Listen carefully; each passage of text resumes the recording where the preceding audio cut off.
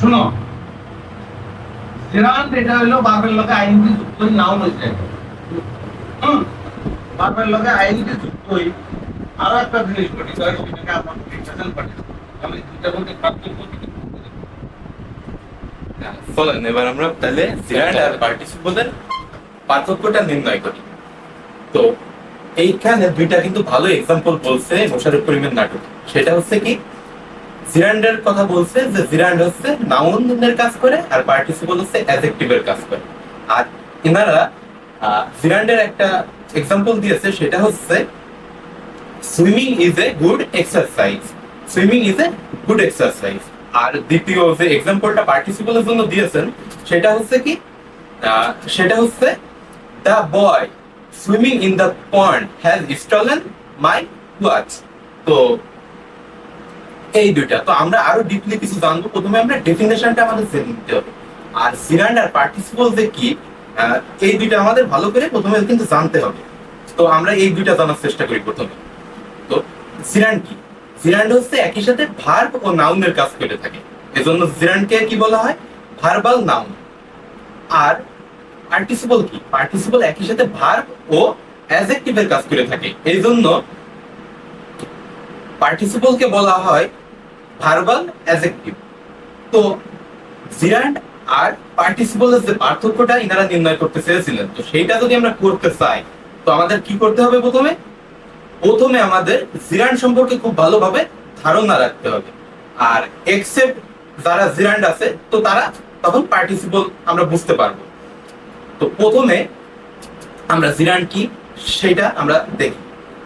তো জিরান্ড ভার্ব আর নাউনের কাজ করে। আর gerund used as subject of a verb, object of a verb and object to a preposition and used as a complement.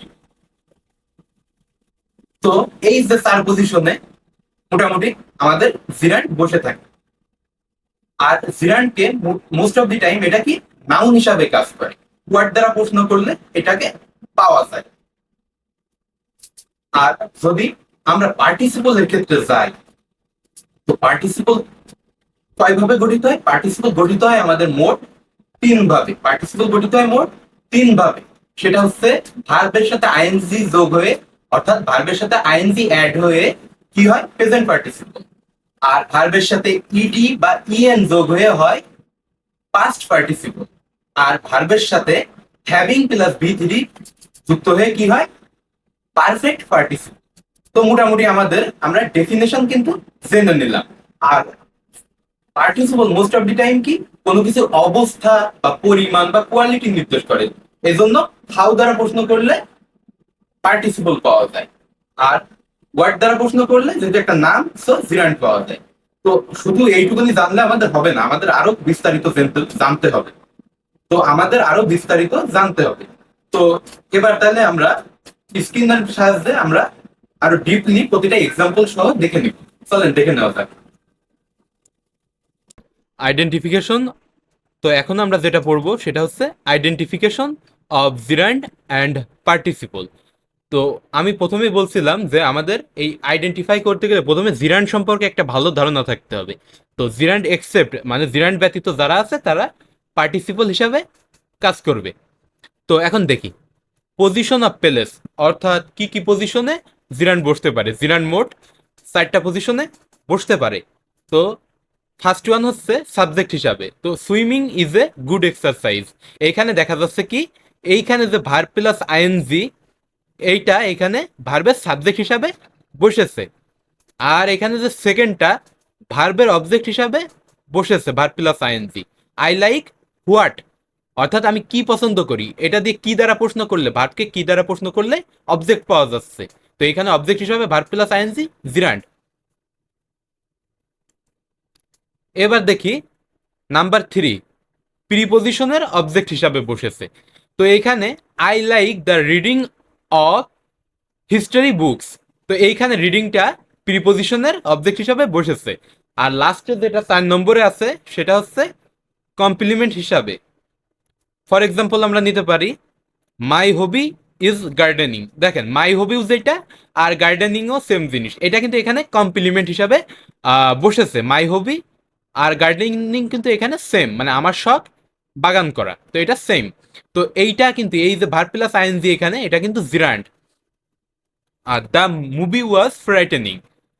তো দেখেন এইখানে এই যে যে গার্ডেনিং কি বাগান করা, এখানে এটা কিন্তু ওয়ার্ড বা কি দ্বারা প্রশ্ন করলে উত্তর পাওয়া যাচ্ছিল, সো এটা কিন্তু জিরান্ড ছিল, কারণ এটা কি কি দ্বারা প্রশ্ন করা যাচ্ছিল, অর্থাৎ নাউনকে।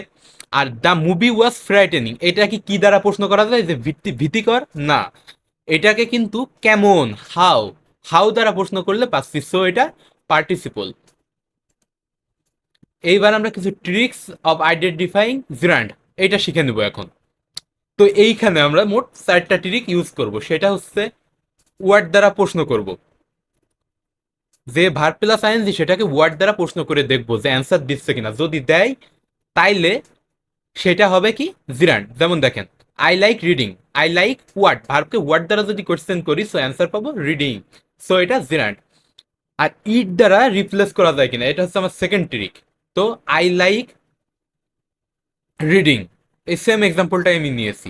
তো দেখেন আই লাইক ইট, কি এটা বলা যায় না, হ্যাঁ যাই, অ্যাডজাস্ট করে এটা, সো ইট রিপ্লেস করা যাচ্ছে, সো এটাও জিরান্ড। এবার থার্ড ট্রিকে আমরা আসব, সেটা হচ্ছে ওয়ার্কটা সে নিজে করে কিনা, যদি নিজে করতে না পারে তাইলে জিরান্ড। এটা কিন্তু ভালো করে নোটিস করেন যে ওয়ার্কটা যদি ভার্ব প্লাস আইএনজি নিজে না করতে পারে তাইলে, মানে এই পাশের যে নাউনটা এ যদি কাজটা নিজে না করতে পারে তাইলে কি হবে, সেটা জিরান্ড হবে। যেমন দেখেন রিডিং রুম, স্লিপিং পিল, তো এই যে স্লিপিং যে কাজটা পিল কি করতে পারে, মানে ওষুধ পারে না, আবার রিডিং এর যে কাজটা রুম কি করতে পারে, পারে না, সো এই যে পারছে না, তো এটা হচ্ছে কি জিরান্ড। এটা হিসাবে মনে রাখতে পারেন, অ্যাকচুয়ালি মনে রাখার সুবিধার্থে এগুলা। আর নাম্বার 4 হচ্ছে কি, যে দেখতে হবে যে ফর অ্যাডজাস্ট হয় কিনা বা খাপ খায় কিনা। তো ফর পার্টিসিপলে অ্যাডজাস্ট হয়, তবে সেটা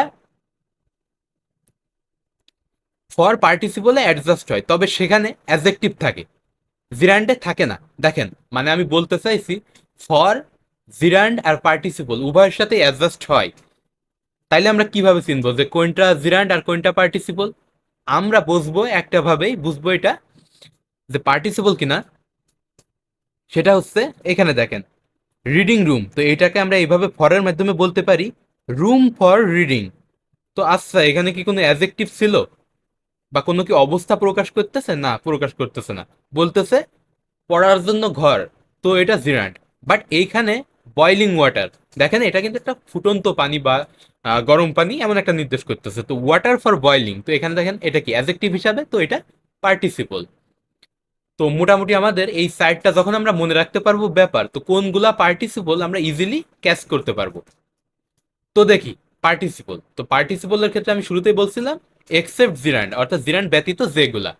তো সেই হিসাবে কিন্তু আবার এখানে দেখি যে sleeping baby, swimming snake, smiling face, তো দেখেন এই সবগুলা কিন্তু এখানে একটা কি মানে কি অবস্থা বা কেমন হাউ বর্ণনা করতেছে। যেমন স্লিপিং বেবি মানে কি বাচ্চাটা কেমন ঘুমন্ত, সুইমিং সেনেক সাপটা কেমন সাঁতাররত, স্মাইলিং ফেস মুখটা কেমন হাসি মাখা। তো এখানে একটা আমরা এক্সাম্পল নিই, don't put your hand into boiling water. তো এইখানে এই যে বয়লিং ওয়াটার এটা কি, এইটা হচ্ছে পার্টিসিপল হিসাবে এখানে বসেছে। তো এখন দেখি ইট, হোয়াট, ওয়ার্ক ট্রিকগুলো কাজ করছে না, তো কাজ করলে জিরান্ড আর কাজ না করলে সেটা participle. But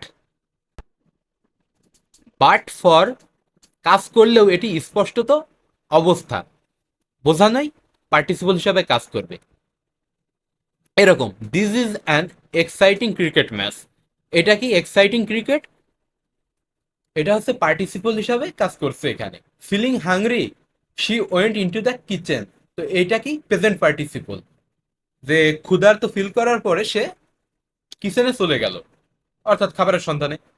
R the letter is written by him, এখানে ইএন যুক্ত পাস্ট পার্টিসিপল ফর্ম বসেছে। The man is killed by him, এখানে ইডি যুক্ত পাস্ট পার্টিসিপল বসেছে।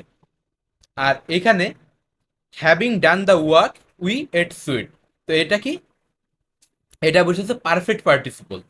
তো এইখান থেকে আমরা একটা জিনিস বুঝলাম, সেটা হচ্ছে পার্টিসিপল মোট 3 প্রকার: প্রেজেন্ট পার্টিসিপল যেটা verb plus ING, past participle যেটা ইএন বা ইডি যুক্ত থাকে, আর পারফেক্ট পার্টিসিপল যেটা হ্যাভিং প্লাস ভি3 এই যে হ্যাভিং প্লাস ডান এমন থাকে। তো আজকের মতো এ পর্যন্তই। তো সবাইকে ভিডিওটা দেখার জন্য অনেক ধন্যবাদ।